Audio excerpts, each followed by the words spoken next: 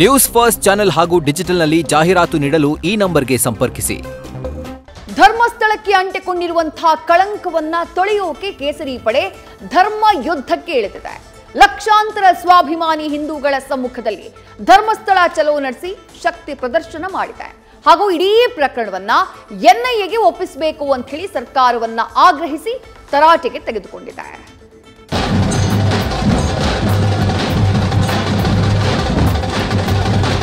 ಇಡೀ ದೇಶದಲ್ಲಿ ಒಂದು ಮತಾಂತರ ಮಾಡುವಂತ ಒಂದು ಸಂಸ್ಥೆ ಇದೆ. ನಮ್ಮ ಹಿಂದೂಗಳು ಒಂದಾಗಬೇಕು. ನಾನು I am also Hindu.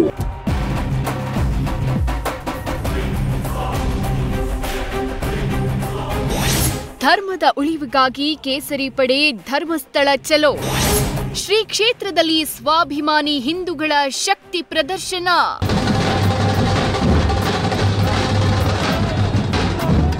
Shri ಕ್ಷೇತ್ರ ಧರ್ಮಸ್ಥಳ. ಇಲ್ಲಿ ಧರ್ಮ, ಸತ್ಯ, ನ್ಯಾಯ, ನೀತಿ ನೆಲೆ ನಿಂತಿದೆ ಎನ್ನುವುದು ಕೋಟ್ಯಂತರ ಮಂಜುನಾಥರ ಭಕ್ತರ ನಂಬಿಕೆ. ಆದ್ರೆ ಹಿಂದೂಗಳ ನಂಬಿಕೆಗೆ ಧಕ್ಕೆ ತರೋಕೆ ದುಷ್ಟ ಶಕ್ತಿಗಳು ಒಂದಾಗಿ ಷಡ್ಯಂತ್ರ ರೂಪಿಸಿದ್ದು ಬುರ್ಡೆ ಗ್ಯಾಂಗ್ ಮೂಲಕ ಬಯಲಾಗಿದೆ. ಇದರ ಬೆನ್ನಲ್ಲೇ ಧರ್ಮ ಸಂರಕ್ಷಣೆಗಾಗಿ ಕೇಸರಿ ಪಡೆ ಧರ್ಮಸ್ಥಳದಲ್ಲಿ ಧರ್ಮ ಯುದ್ಧದ ಪಾಂಚಜನ್ಯ ಮೊಳಗಿಸಿ ಶಕ್ತಿ ಪ್ರದರ್ಶಿಸಿದೆ.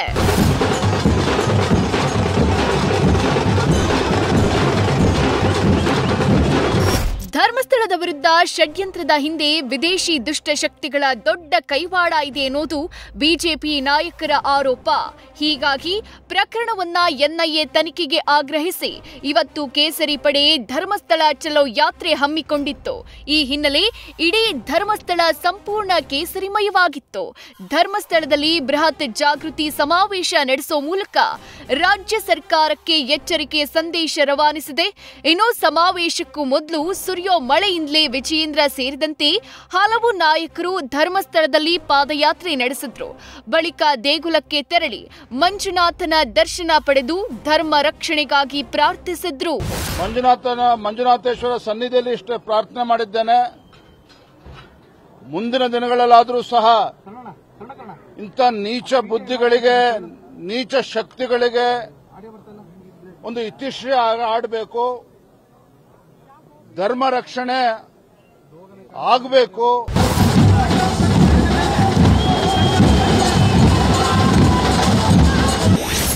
ಎನ್ಐಎ ತನಿಖೆಗೆ ಒಪ್ಪಿಸುವಂತೆ ಬಿವೈ ವಿಜಯೇಂದ್ರ ಆಗ್ರಹ.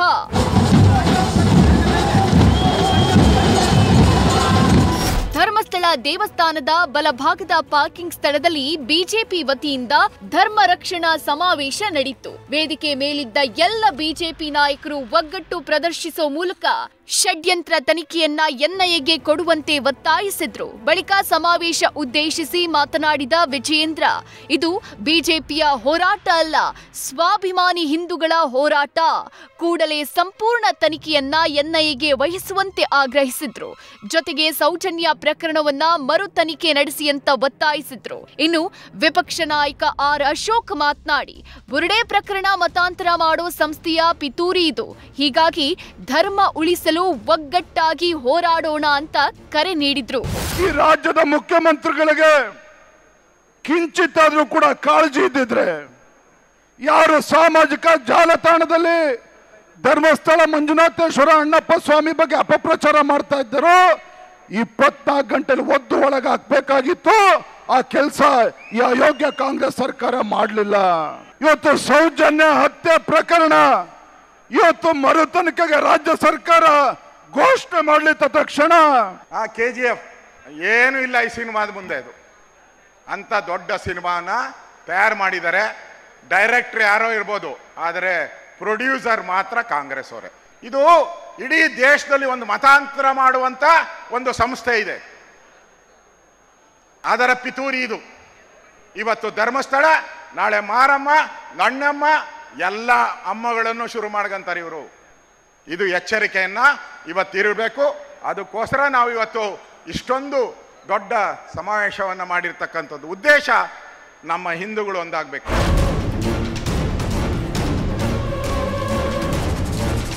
ಇನ್ನು ಬಿಜೆಪಿಯ ಧರ್ಮಸ್ಥಳ ಚಲೋಗೆ ಸಿಎಂ ಸಿದ್ದರಾಮಯ್ಯ ತಿರುಗೇಟು ಕೊಟ್ಟಿದ್ದಾರೆ.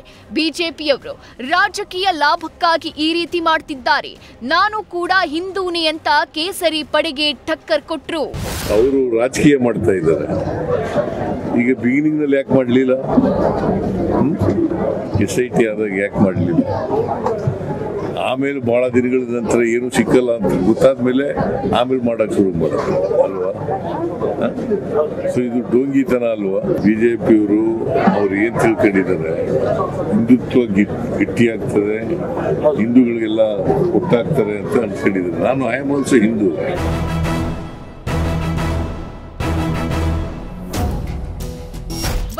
ಕೋಟ್ಯಂತರ ಭಕ್ತರ ಪಾಲಿನ ಸತ್ಯ ಕ್ಷೇತ್ರವಾಗಿರುವ ಧರ್ಮಸ್ಥಳ ಬಿಜೆಪಿ ಕಾಂಗ್ರೆಸ್ನ ರಾಜಕೀಯ ಕಿತ್ತಾಟ ವೇದಿಕೆಯಾಗ್ತಿರೋದು ನಿಜಕ್ಕೂ ದುರ್ದೈವ.